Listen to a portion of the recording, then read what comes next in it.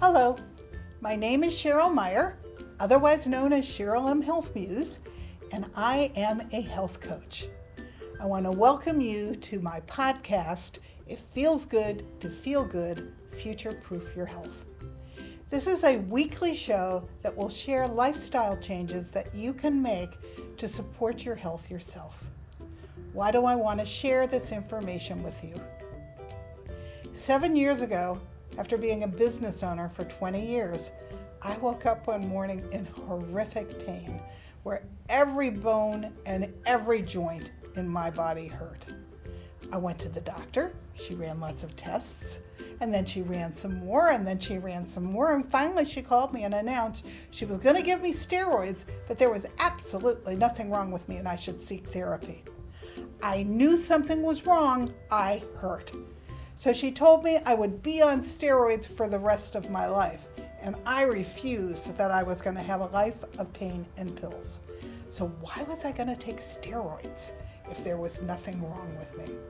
So I dug in and started researching, and I turned my business over to my staff. I found a functional doctor who confirmed that I had autoimmune disease. By making a series of significant lifestyle changes that I could do for myself, 5 years later, I had returned to relative health. The best part is that I am now 70, and I feel better now than I did when I was 50. I no longer hurt, which is huge. I will always have autoimmune disease, but losing the pain has been amazing. I went back to school at 67 and became a health coach because I want to share everything that I learned with others. And I wrote a book called It Feels Good to Feel Good, Learn to Eliminate Toxins, Reduce Inflammation, and Feel Great Again, as the manual I wish that I had had when I got sick, and my book has won 13 awards. So whether you want to future-proof your health and grow old with dignity and grace without dementia and chronic pain and disease, which you don't need to get, or whether or not you already have a chronic condition like autoimmune disease or cancer or heart disease, and you want to learn about what things you can do to improve your long-term health, or whether you want to improve the health of your families and raise healthy children, because 53% of our children have a chronic condition, I look forward to sharing all this information with you. I will tell you, it truly does feel good to feel good, so let's get started. I look forward to having you join me here every week, and I want to give you hope that if you have chronic pain or chronic disease, you can make changes that will improve your health, and if you don't want to go there, you're going to be fine if you listen to the show and put these things into work. I want to give you information so that you can grow old and have a better tomorrow. So thank you for joining me. Let's get started.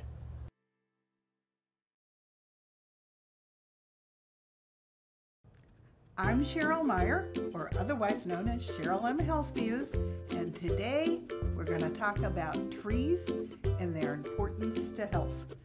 I'm writing my second book, which is It Feels Good, How I Live Low Toxin in Community and in my everyday life. And I wanted to talk about the importance of going back to nature. So I decided that I was going to do research on forest bathing, which is a concept that I'm familiar with because I do yoga with a Tao group.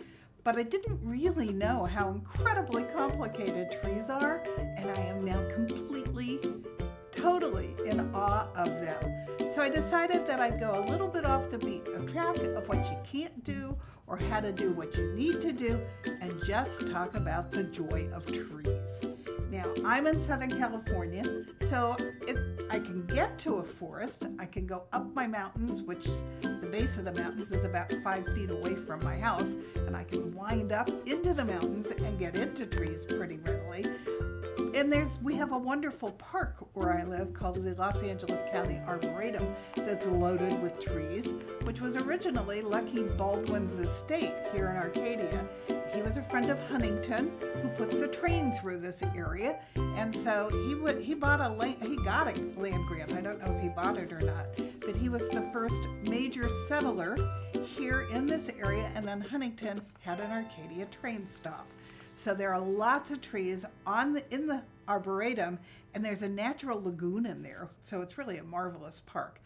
But what I'm going to encourage you to do as we talk about this is find a place that's close to you, whether you're a city person or a country person, where you can get back to nature, because the health benefits are overwhelming, and for reasons that I bet you don't know. Forest therapy was actually founded on the idea that as a species, we spent a few million years of our existence in the forest. I don't know about you, but my family had started in Africa and then went up and came in through Eastern Europe. And so there were lots of trees in that area. So, yep, my family spent a couple million years in a forest before we made it to here. We now reside with others in cities and suburbs and are surrounded by all kinds of stimuli, which has led to stress that results in negative health consequences. I have a great quote from John Muir, and he died in the early 1900s. So you can see how timely this quote is even today. Thousands of tired, nerve-shaken, over-civilized people are beginning to find out that going to the mountains is like going home. Wilderness is an absolute necessity. And you probably know that John Muir and Teddy Roosevelt were responsible for starting all of our national park systems.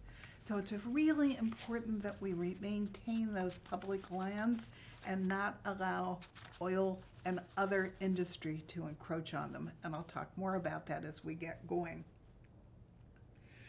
Research has shown that as little as 5 minutes in nature can lower your blood pressure, relax your muscles, and increase your connection with others. 5 minutes. So let's talk about forest bathing and spending time in nature and its importance to the human body. Forest bathing is a literal translation of a Japanese term, which is Shinrin Yoku, a term coined by the Japanese government in 1982 to encourage urbanites to immerse themselves in nature. And they adopted it with glee. The Japanese take this so seriously, they actually have a system where they certify the very best forests that they have to do forest bathing. Forest bathing, or spending time in nature, is a cornerstone of preventative health and healing in Japanese medicine. It's also part of the Tao philosophy and other Eastern approaches to health. And the Tao philosophy comes from Korea, and forest bathing is also very important to them. So especially in this age where most of us are urbanites, it's increasingly important that we spend time outdoors and in nature. I will admit, I don't always take advantage of forest bathing or being out of doors when I'm in Los Angeles, because I got to go looking for trees here.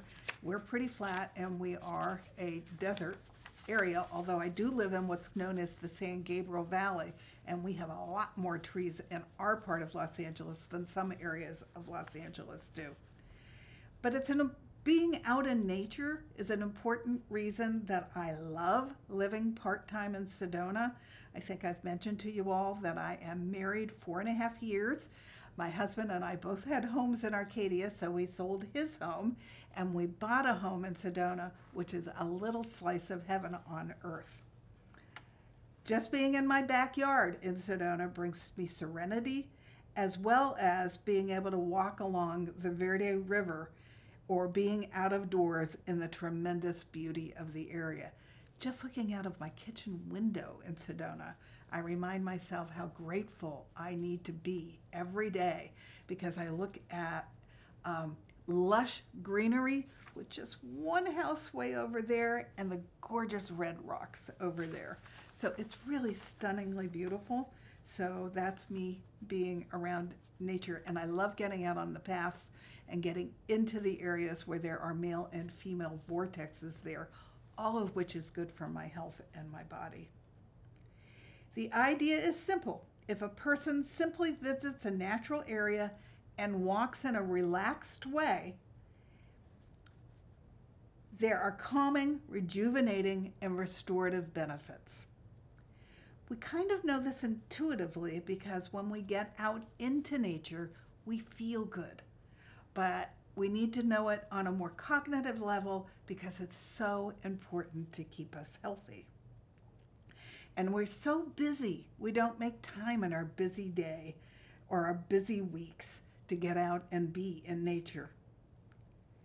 Forest bathing includes walking outdoors in parks and urban areas, and you don't have to drive 100 miles to enjoy the activity and the benefits of forest bathing. Just find a local place to walk and enjoy the outdoors. I grew up in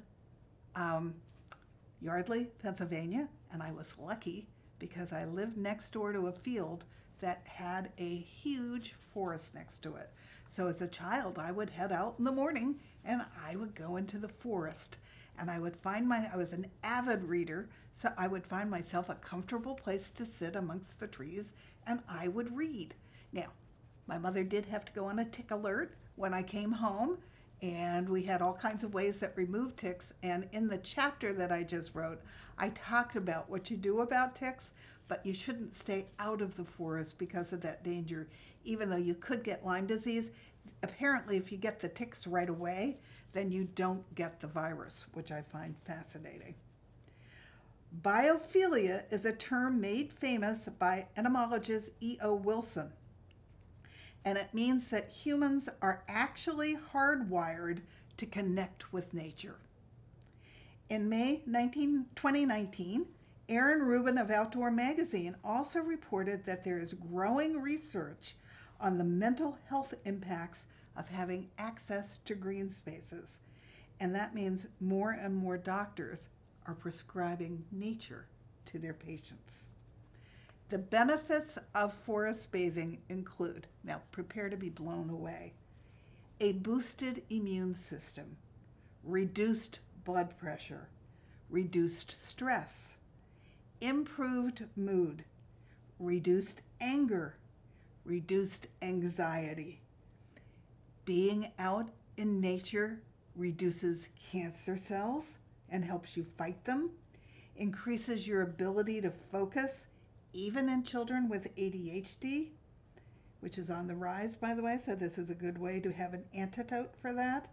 Accelerated recovery from surgery or illness, an increased energy level, improved sleep, deeper and deeper and clearer intuition, increased flow of energy, increased capacity to communicate with the land and with its species, the deepening of human friendships. There's an overall increase in general happiness from getting out in nature. Increased flow of life force, deepening of friendships with your fellow human beings, improves your mood in general, and it's an excellent antidote for depression. And by the way, they used to think that depression was from the brain, and they now know that the majority of your serotonin is made in your gut. And there is a vagus nerve that goes from your gut to your brain. And so if you're not eating the right amount of green plants and all the colors of nature, that can also start depression, but getting out into nature can help take care of it. And eating real live food, preferably organic, can also help with depression. It will reduce your cortisol, which is your stress hormone. When I got sick, I almost had none at all because I was constantly being chased by a tiger, and the tiger almost caught me. It can protect you against type 2 diabetes. It will improve your self-esteem and confidence. It will improve your passion for life, and it will improve your connection to energy. So I want to stop and point a couple of these out and why getting out into the forest and forest bathing or getting out into nature is so important. Better sleep. There is a new study out of UC Berkeley that concludes that 7 hours of quality sleep is even more important for health than reducing your stress. Being out of doors and away from artificial light helps you synchronize your biology to your natural circadian rhythm. Research shows that 21 different varieties of trees actually have their own circadian rhythm and they breathe. There is a fabulous video on YouTube that you can Google and watch. That's the research of a natural PhD from British Columbia and then a researcher from Germany that have made all kinds of fascinating observations about trees, and they have studied them and they're starting to prove them as fact. So it's pretty cool. So their circadian rhythms actually impact our circadian rhythms. There's also a brand new study out, I don't know where it was done, but it again is talking about the importance of getting a whole night's sleep, because that last hour is when your brain cleans itself and sweeps out all the crud and takes care of any dementia that is possibly growing in your brain. It sweeps out the plaque, so it's really important that you get a good night's sleep. Second, stress reduction. Chronic stress is deadly. It impacts every single organ in your body. So it's a key element of leaky gut, which is, in my opinion, and the functional medical community's opinion, that it is the root of chronic illness. I actually just revised my first book to include more chronic illness because I originally wrote the book just for autoimmune, and guess what? If you have heart disease or cancer, it's just as important for you that you clean up your leaky gut. Reduced blood pressure significantly impacts the heart and reduces the likelihood of heart disease. So forest bathing improves that. Improved mood. Most people I talk to, I just said this, talk about depression being something they inherited, and it actually comes from the gut. Research shows that forest bathing positively creates calming neuropsychological effects through changes in the nervous system. So it reduces your stress hormone cortisol and boosts your immune system. In only 15 minutes of forest bathing, your blood pressure will drop. I think that's pretty amazing. Your stress levels will be reduced and your concentration and mental clarity will be improved. The researchers were able to demonstrate that compared to a typical city environment, there are profound health benefits observed in subjects when they experience Shinrin-yoku, which is the Japanese term for forest bathing. Actually, across the board, all the measured parameters were significantly better when subjects were in nature, including that they lowered their blood pressure, they lowered their pulse rate, they lowered their salivary cortisol level, and they got better heart rate variability. Trees actually bathe themselves in antimicrobial, antifungal, antibacterial compounds called phytocides, explains Ben Page, founder of the Shinrin-yoku in Los Angeles. This is how trees combat disease. These chemicals have positive impacts on the human body as well. These chemicals that come off of trees help humans fight cancer cells. Chemicals called terpenes are released by some plants, and they come from the leaves, pine needles, tree trunks, and thick bark. They are also released from bushes, herbs, shrubs, mushrooms, mosses, and ferns. They enter our bodies through our skin and through our lungs, and terpenes are anti-inflammatory, anti-thermogenic, and neuroprotective. Terpenes are also anti-cancer chemicals. Forest bathing encourages something called natural killer cells that protect the human body, or otherwise known as NKCs. These too work to thwart cancer. One day in the forest enhances our natural killer cells for up to 7 days. In 2 or 3 days, the effects could last for as long as 30 days. Now, I didn't know any of that, so I am blown away. These chemicals vary by season, which makes sense.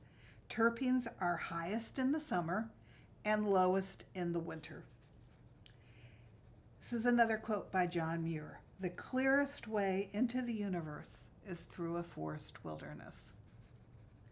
So make going into nature for at least a half an hour a priority of your week. Go with an intention to clear your busy mind. For those of you who have a hard time meditating, which I do because I have busy mind all the time as an A personality, this is a great way to live with intention and to clear your mind. Leave your goals and expectations behind you and step onto your path for your walk. Leave all your electronics behind. These have no use to you at all as you bathe, and indeed will interrupt your experience. Breathe. There is a general consensus that as a population, we do not breathe as we should be. And you'll remember if you watched my first episode, I taught everyone how to do the Dr. Andrew Weil 4-7-8 breathing exercise. You can look that up on Google and do it right with him. It is my #1 way to reset my parasympathetic nervous system and to lower my stress level dramatically. And it's proven by whether or not I get to do that exercise when I walk into my doctor's office before they take my blood pressure. Because if I haven't done my breathing, my blood pressure is sky high because I've been rushing in rush hour traffic. And if I have been doing my breathing exercise, my pulse is low and so is my blood pressure. I want you to use all your senses when you go on your walk. I want you to look and see what's on your path. I want you to listen and hear what's on your path. I want you to breathe and smell and taste the environment. I want you to use your senses so that you get the full experience. I want you to walk and literally, quote unquote, smell the roses. There are all kinds of fabulous smells when you go into the forest. I love all the herbs and the plants and the trees that are growing. So I want you to take and be conscious of what all of those beautiful smells are and then to enjoy them to their fullest. I want you to meander and not walk fast. This is being done to slow you down, to have you be mindful, and you're not running a race, so do it slowly. If you go with friends, I want you to agree not to talk to them while you're out there in the forest. I recommend that you go stand by a tree and that you breathe with it. Now, when I first said this to a group of people, they looked at me like I landed from Mars, and I think some of my friends would tell you that perhaps I have. But I will tell you, it's a pretty nifty experience for you to go breathe with a tree. Trees let off oxygen, which you need. You let off carbon dioxide, which they need. So it's really a nifty thing to go pick a tree and stand with it and breathe with it and to share your gifts that you have to offer each other. Don't stay on the perimeter, go into the forest. The benefiting chemicals are dense where the forest is dense, and that's not going to be on the outskirts of the forest. Go into the forest and then relax and literally bathe in these incredible chemicals. If it has rained, these chemicals are even stronger and have greater benefits. So stop and enjoy the simplicity of little things, the beauty of a leaf, a sensational wildflower by the path, smell the air, and enjoy the fragrance. Find a place to sit like I used to as a child and take in the experience. Notice how the animals and birds adjust to you and your presence while you're in the forest. Listen for the sounds and let them soothe you. Feel the dirt beneath your feet and ground to the earth. And if you can, even get down and play in the dirt. There is a book out called Eat Dirt by a very famous functional practitioner. And that's where we get a lot of our microbes and our bacteria that are healthy in our gut. And so we've gotten away from playing in the dirt. Go play in the dirt. It's good for you. Forest bathing is about non-doing. It's not about doing. And it's about practicing the art of being. And don't forget that the impact of having live plants in your office and in your living space is also significant. There are benefits just because you're surrounded by plants. Forest bathing can be a shared or group activity, or it can be a singular activity. Forest bathing can be guided, or it can be independent. Forest bathing can spark creativity and problem solving, and forest bathing promotes well-being. Okay, now the next interesting thing about trees is not just these incredible chemicals that they let go that help keep them healthy and that have all kinds of health benefits for you, but they actually talk to each other, which I had no idea about. There is an intricate web system underneath trees that's like an internet, and they send communications to each other, and part of what communicates are the fungi that are along these wires, or we'll call them, underneath the forest floor. A mother tree stays in communication with her children for their entire life. She also has a connection to her grandchildren and her great-grandchildren and her great-grandchildren. She sends them messages and she protects them, which, who knew? I think that's pretty fascinating. And so if you see a little seedling next to a big tree, the big tree is probably the mother, and the little seedling is a generation that has come in a time other than when the mother tree started. The mother tree started as a little seedling, and so that's an offspring of hers. Trees are incredibly social creatures, utterly dependent on each other for their survival. And as it is with us, communication between trees is key. Now, one of the things I think is interesting is communication is not necessarily species specific. It certainly is within the species, but there are also some other species that they cohabitate with, that they have communication with as well. After scientists discovered pine tree roots could transfer carbon to other pine tree roots in a lab, ecology professor Susan Simard set out to figure out how they did it, and did they do it in the wild? And yes, they do. What she discovered was a vast, tangled web of hair-like mushroom roots, and information superhighway allowing trees to communicate important messages to other members of their species and related species, and that the forest behaves as a single organism. The idea that trees could share information underground was highly controversial when she came out with her original findings. Some of her colleagues thought she was crazy, so I'm not the only person that's crazy. Having trouble funding research, she eventually set out to conduct the experiments herself, planting 240 birch, fir, and cedar trees in a Canadian forest. When she tells the story, it's a hoot, because the first time she went into the forest, she was just getting ready to start to conduct her experiments, and Mama Grizzly and her baby showed up. So she went and sat it out in her truck and waited until the coast was clear, and then she went to start to do her experiments again, and Mama Grizzly Bear and her cubs showed up again.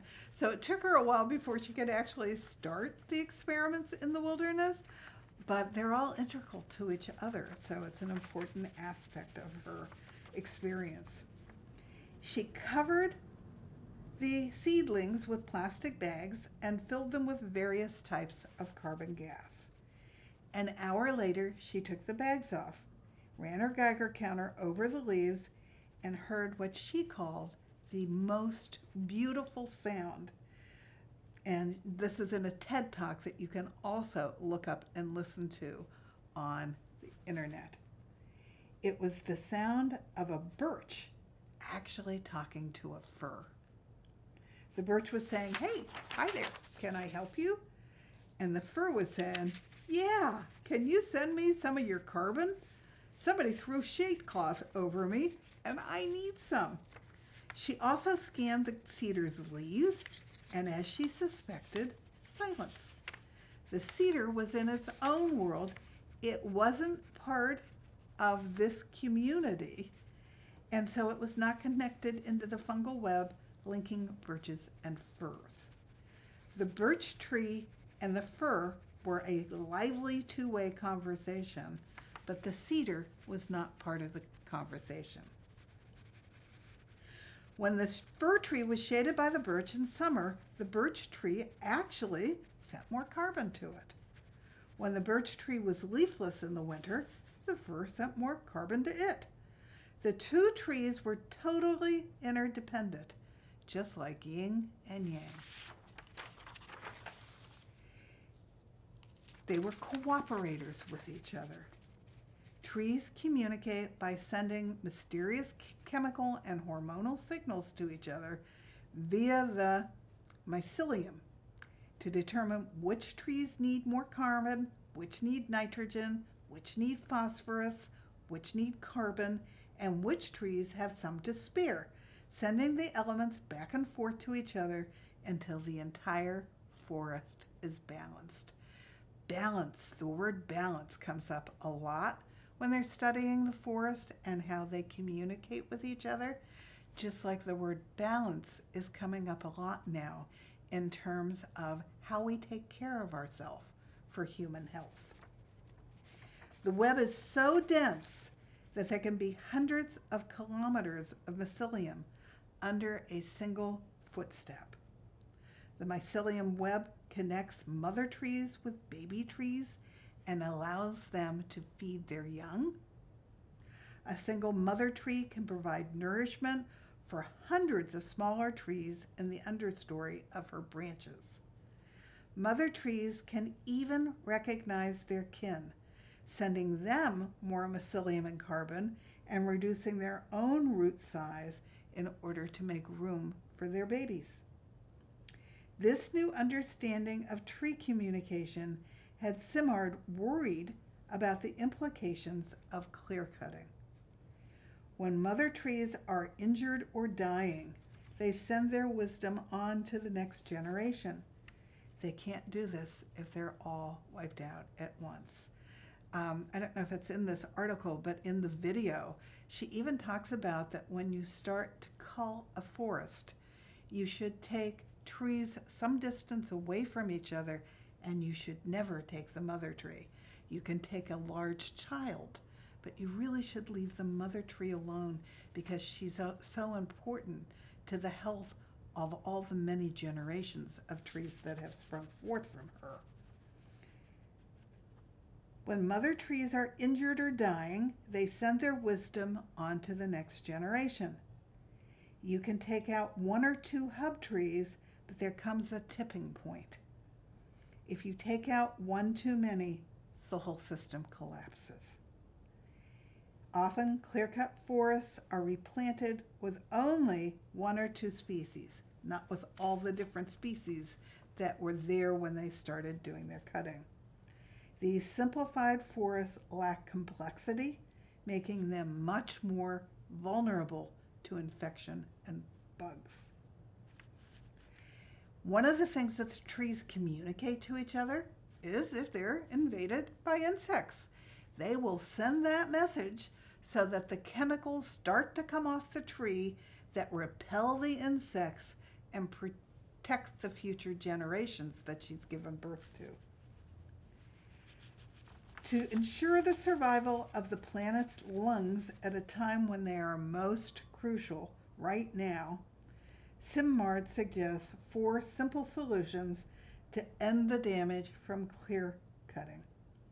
Get out into the forest more. This in and of itself will remind us how interdependent we actually are with trees in our ecosystem. 2. Save old growth forests as repositories of genes, mother trees and mycelium networks. Where do we cut? Save the legacy trees so that they can pass on important information to the next generation. And then I want to share with you how they've recently discovered that trees have a heartbeat, because I think this is pretty darn interesting as well.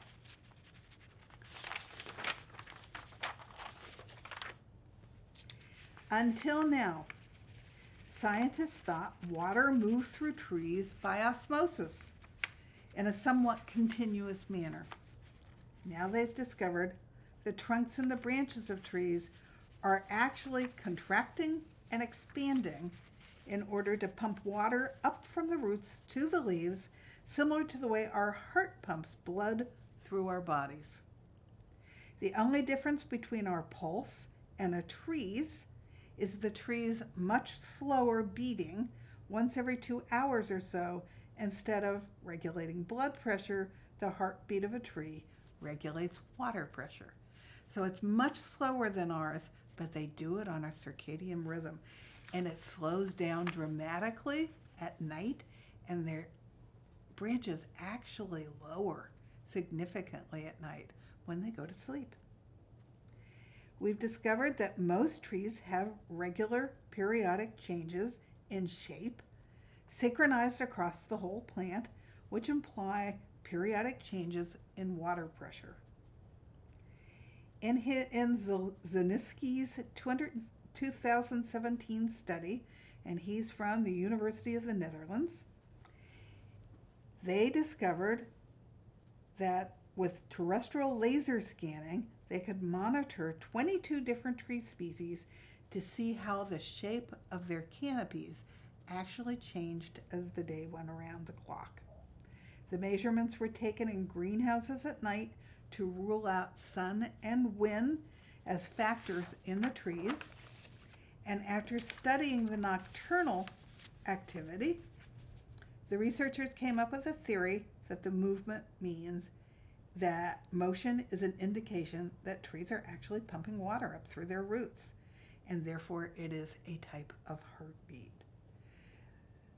Zielinski and Barford, his partner, explained their theory in their newest study called Plant Signaling and Behavior. In classical plant physiology, most transport processes are explained as constant flows with negligible fluctuation in time. No fluctuations with periods shorter than 24 hours are assumed or explained by current models. But researchers still don't fully understand how the pumping motion works. They suggest maybe the trunk gently squeezes the water, pushing it up towards the xylem, a system of tissue in the trunk whose main job is to transport water and nutrient from the roots to the shoots to the leaves. He and his team released another study demonstrating that birch trees literally go to sleep at night. Researchers believe that the dropping of birch branches before dawn is caused by the decreases in the tree's water pressure. With no photosynthesis at night to drive the conversion of sunlight into simple sugars, trees likely conserve energy by relaxing their branches that would otherwise be angled towards the sun. They can't get the sun and do the photosynthesis, so they just relax instead. These birch movements are part of their circadian rhythm, and they do follow a day-night cycle. Their new discovery is something entirely different, they say, because the movements happen at much shorter intervals. Okay, I want to talk about the first time I was asked to hug a tree, and if I was lucky that the tree would have a message for me, which I went, yeah, right. I was out at Mago, which is a yoga retreat that's run by the Tao community, and it's 150 acres just outside of Sedona, and it is spectacular. And there is a tree on there. There are two trees there that I'm in love with. The tree that I went and hugged. And then there's another old twisted tree that has a big heart right in the center of it. And then there's another part of the tree that I call Mother Earth, who comes up and looks into the heart. So it's also a spectacular tree. One of the things that happens in Sedona is if a tree is sitting on a female vortex, its trunk starts to twist in a counterclockwise manner. And if it's sitting on a male vortex, the tree trunk and all of the lines of the tree start to twist in a clockwise direction. So trees on this reserve are really pretty fantastic unto themselves, and they are sensationally beautiful all over Sedona as a result of the energy. So the tree that is very intuitive is out. It's not amongst other trees, but it's actually got a circle of rocks around us, but there are other trees that are probably part of its network. They're just not standing right next to it. And it's a great big tree with tons of leaves, and it's very green. So my master, who I was working with, and I approached the tree, and she instructed me to give it a hug and then to get very quiet and to listen. Now, I was on this retreat because I had just finished writing my first book. I had autoimmune disease. I had not yet figured out how to return to total wellness, but I was doing a lot better. I had less pain, and I was controlling my stress. And so I'd gone to Mago really to just chill out in a place that is sensationally beautiful while my husband went on retreat there. So I was working one-on-one with this master, and I was thinking, yeah, right, this tree's going to talk to me. So I walked up to the tree, and I hugged it, and I just got quiet. And it didn't take long when I knew what question I wanted to ask the tree. So I closed my eyes, and when the time was right, what I asked the tree was, how do I heal myself further from my autoimmune disease? What do I need to do? How do I get over my chronic, exhausted feeling when I wake up in the morning, which is what I was feeling when I finished the book, which I had written in record time. And so I've got my eyes closed, and I'm just feeling the tree, and all of a sudden I saw a large eye open.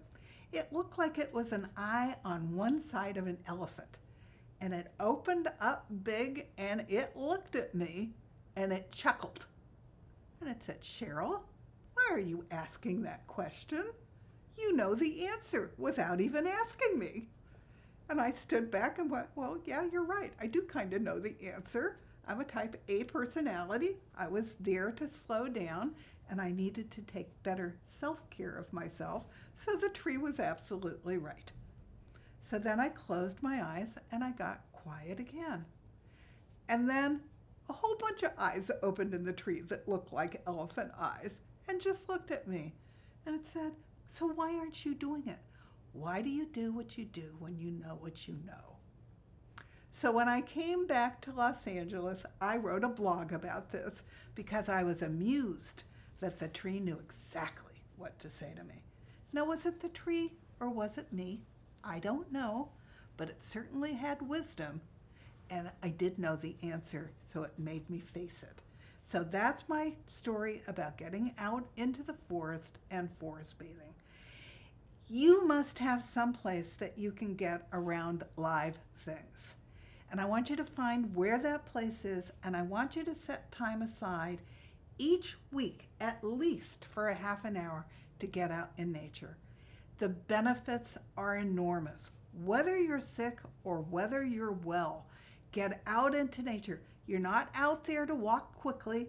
You're out there to breathe and to take care of yourself. And the more you can get into a dense forest type area, the better off your body is.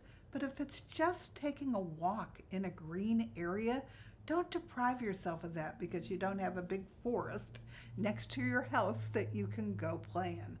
Make sure you get out into nature. It's one of the best things that you can do psychologically for yourself. It will reset your mood. It gives you an opportunity to be grateful. One of my very first shows was on practicing gratitude. And I start my day every day with the 5 things I am most grateful for. And when I can get out into nature, that's one of them. So you want to be grateful. You want to get outside someplace where it's sensational, where it touches your soul and relaxes your brain and your body. And the health benefits of this are amazing. Now, I knew that was true before I realized that all the parts of the tree are putting off chemicals that are good for you.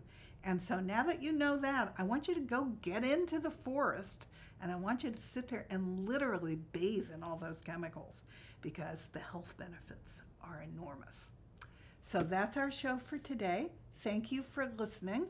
If you have any questions, please feel free to write to me through the internet, or you can write to me at CherylMHealthViews@gmail.com, because I'm happy to share anything I know about health, because my goal is to give hope to anybody out there who's not feeling their best, and to share information so that you can be all that you are meant to be. I'm celebrating how good I feel, and I want you to feel that good too. So that's our show for today. Thank you. Thank you for listening to me, and I'll be back next week. Thank you so much. Remember, it feels good to feel good. So make sure that you listen to your body. You tune in, whether you're in your house or you're out forest bathing, and you ask your body, how does it feel and what does it need?